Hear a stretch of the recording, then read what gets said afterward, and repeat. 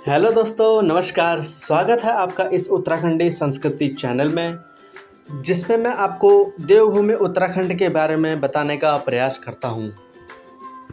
जिस प्रकार उत्तराखंड देवभूमि और उसके संस्कृति के लिए जाना जाता है, ठीक उसी प्रकार उत्तराखंड प्रेम कथाओं और लोक कथाओं के लिए भी जाना जाता है।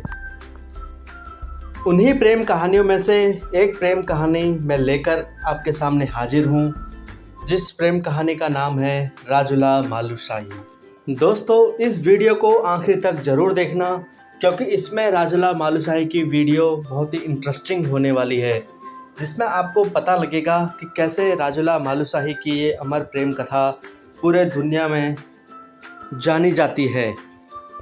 अगर आप इस चैनल पर नए हो तो चैनल को सब्सक्राइब ज़रूर कर लें, ताकि ऐसे आने वाली वीडियो आप तक ज़रूर पहुँचे। चलिए दोस्तों, शुरू करते हैं आज की ये कहानी। दोस्तों, आपने अपने बुज़ुर्गों से राजुला मालुशाही की कहानी सुनी होगी, या आपके अपने इच्छा जताते हुए अगर उनसे पूछा होगा तो ज़रूर उन्होंने आपको राजुला मालुशाही के बारे में बताया होगा। कुमाऊं और गढ़वाल में प्रेम गाथाएँ, झोड़ा, चांचरी, भगनोले और अन्य लोक गीतों के माध्यम से ग्रामीण क्षेत्रों में यह कहानी सुनाई जाती है। राजुला मालुशाही की ये अमर प्रेम कथा पहाड़ की सबसे सुप्रसिद्ध अमर प्रेम कहानी है। यह दो प्रेमियों के मिलन में आने वाले कष्टों, दो जातियों, दो देशों और दो अलग परिवेश में रहने वाले प्रेमियों की कहानी है। सामाजिक बंधनों में जकड़े समाज के सामने यह चुनौती भी थी। यहाँ एक तरफ बैराठ का संपन्न राजघराना था और वहीं दूसरी तरफ एक साधारण व्यापारी। इन दोनों संस्कृतियों का मिलन आसान नहीं था, लेकिन एक प्रेमी की चाह और एक प्रेमी का समर्पण प्रेम की यह एक ऐसी इबादत लिखता है जो कि तत्कालीन सामाजिक ढांचे को तोड़ते हुए एक नया इतिहास बनाती है। कुमाऊं के पहले राजवंश कत्यूर के किसी राजवंश को लेकर यह कहानी है। उस समय कत्यूरों की राजधानी बैराठ वर्तमान में चकोटिया थी। जनश्रुतियों के अनुसार बैराठ में जब राजा दुलाशाही शासन करते थे, उनकी कोई संतान नहीं थी। इसके लिए उन्होंने कई मनौतियां मनाई। अंत में उन्हें किसने बताया कि वह बागनाथ मंदिर जाएं, जो कि बागेश्वर में स्थित है, वहाँ भगवान शिव की आराधना करें तो उन्हें संतान की प्राप्ति हो सकती है। यह बात सुनते ही राजा दुलाशाही बागनाथ मंदिर गए और वहाँ उनकी मुलाकात जोहार भोट के व्यापारी सुनपत सौका से और उनकी पत्नी गंगुली सौक्याणी से हुई। वह भी संतान की चाह में वहाँ आए थे। दोनों एक ही प्रार्थना लेकर वह भगवान बागनाथ के मंदिर आए थे, तो इसलिए वह एक दूसरे का दर्द समझ सकते थे। और यूं ही दोनों ने बातों बातों में एक समझौता किया। संतानों में लड़का और लड़की हुई तो उनकी आपस में शादी करा देंगे।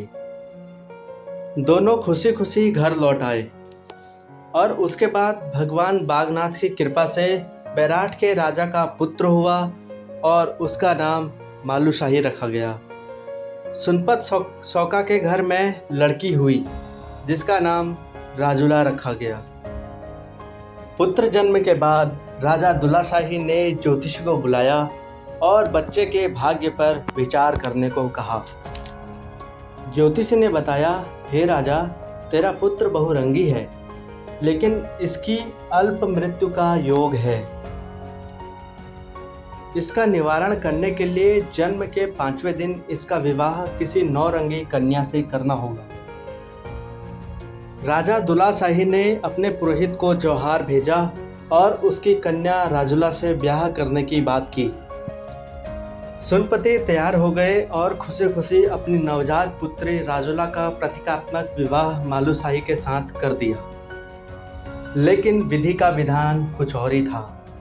इसी बीच राजा दुलाशाही की मृत्यु हो गई।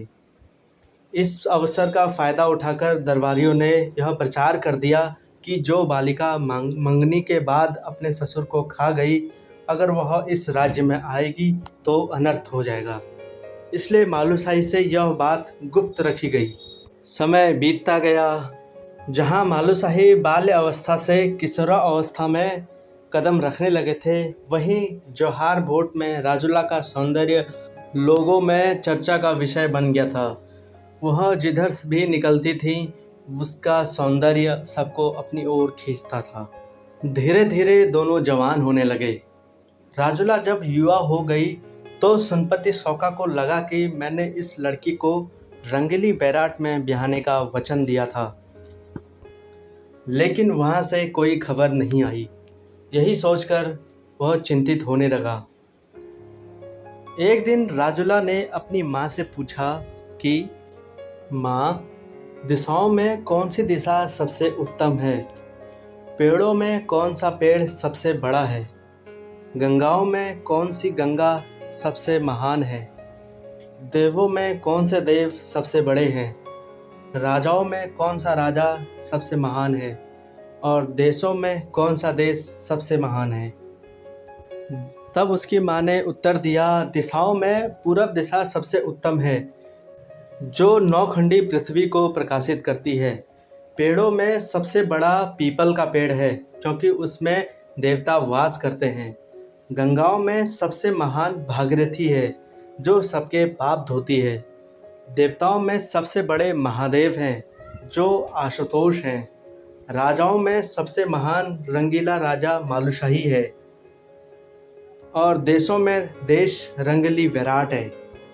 तब राजूला धीमे से मुस्कुराई और उसने अपनी माँ से कहा, हे माँ, मेरा ब्याह रंगीले विराट में ही करना।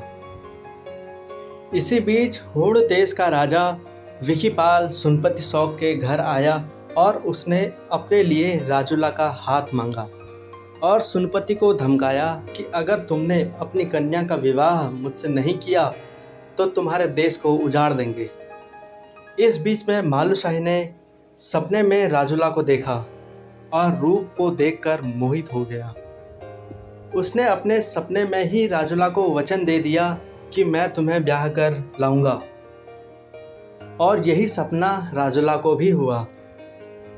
एक और मालूशाही का वचन और दूसरी ओर हुण राजा विखीपाल की धमकी। इस सब से व्यथित होकर राजूला ने निश्चय किया कि स्वयं विराट देश जाएगी और मालूशाही से मिलेगी। उसने अपनी माँ से विराट का रास्ता पूछा, लेकिन उसकी माँ ने कहा, बेटी तुझे तो हुण देश जाना है, तू विराट का रास्ता क्यों पूछ रही है? और जब राजूला को लगा कि ऐसे बात नहीं बनेगी तो उन्होंने निश्चय लिया और रात में चुपचाप हीरे की अंगूठी लेकर राजूला रंगीली विराट की ओर चल पड़ी। दोस्तों, वह पहाड़ों को पार कर मुनस्यारी और फिर बागेश्वर पहुंची। वहां उसे कहू पक्षी ने विराट का रास्ता बताया। लेकिन इस बीच जब मालूशाही ने शौका देश जाकर राजूला को ब्याह करने की बात की तो उसकी माँ ने पहले उसे बहुत समझाया। मालूशाही ने खाना पीना और रानियों से बात करना भी बंद कर दिया, लेकिन जब वो नहीं माने तो उन्हें 12 वर्षीय निद्रा जड़ी सुंघा दी गई, जिससे वह गहरी निद्रा में सो गए। इसी दौरान राजूला मालूशाही के पास पहुंच गई और उन्होंने मालूशाही को उठाने की काफ़ी कोशिश की, लेकिन उस जड़ी के असर के वजह से वह नहीं उठ पाए। निराशा होकर राजूला ने हाथ में साथ लाई हीरे की अंगूठी पहना दी और खून से लिखे एक पत्र को सिराने में रख दिया और वह रोते रोते देश लौट गई। जब सब कुछ सामान्य हो गया तो मालूशाही की निद्रा खोल दी गई। जैसे ही मालूशाही को होश आया, उन्होंने अपने हाथ में राजूला की पहनाई अंगूठी देखी तो उन्हें सब याद आ गया और वह पत्र उनको दिखाई दिया, जिसमें लिखा था, हे मालू, मैं तेरे पास आई थी लेकिन तू निद्रा के वश में था। अगर तूने अपनी माँ का दूध पिया है तो मुझे हुण देश लेने आना, क्योंकि मेरे माता पिता मुझे वहीं ब्याह रहे हैं। यह सब देखकर राजा मालूशाही अपना सिर पीटने लगे। अचानक उन्हें ध्यान आया कि मुझे गुरु गोरखनाथ की शरण में जाना चाहिए। तो मालू गोरखनाथ जी के पास गए। गुरु गोरखनाथ जी धुनी रमाए बैठे थे। दोस्तों, ये है इस प्रेम कहानी का पार्ट 1। हमारी नेक्स्ट वीडियो में मैं बताऊंगा कि कैसे मालू शाही राजूला को अपने घर लाए, क्या क्या दिक्कतों का उनको सामना करना पड़ा।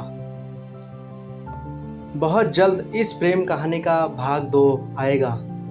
दोस्तों, आपको राजूला मालू शाही की ये प्रेम कहानी कैसी लगी कमेंट में ज़रूर बताएं।